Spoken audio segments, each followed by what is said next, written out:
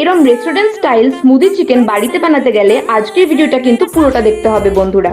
প্রথমে আমরা tomato, capsicum, পেঁয়াজ আর লঙ্কা কুচি আর আদা কুচি কেটে নেব। তারপর কড়াইতে সাদা তেল গরম করে তার মধ্যে সামান্য মাখন দিয়ে দেবো। এবার গরম তেলে গোটা গরম মশলা ফোড়ন দিয়েই তাতে দিয়ে দেবো পেঁয়াজ বাটাটা, আর তারপর দিয়ে দেবো সব চিকেন দিয়ে তাতে আদা রসুনের পেস্টটাও দিয়ে দেবো। তারপর স্বাদ মতো নুন, চিলি ফ্লেক্স, ধনের গুঁড়ো আর জিরে গুঁড়ো দিয়ে ভালো করে কষিয়ে নিতে হবে। চিকেনটা ভালো করে কষে এলে তার মধ্যে দিয়ে দেবো ফ্যাটানো টক দই। তারপর কিছুক্ষণ চিকেনের গ্রেভি হয়ে এলে সাইডে একটা প্যান গরম করে তাতে সামান্য বাটার দিয়ে সব ভেজিস গুলোকে হালকা করে শ্যালো ফ্রাই করে নেবো। ভেজিস গুলো শ্যালো ফ্রাই হয়ে গেছে, এবার এগুলোকে চিকেনে দিয়ে দেবো।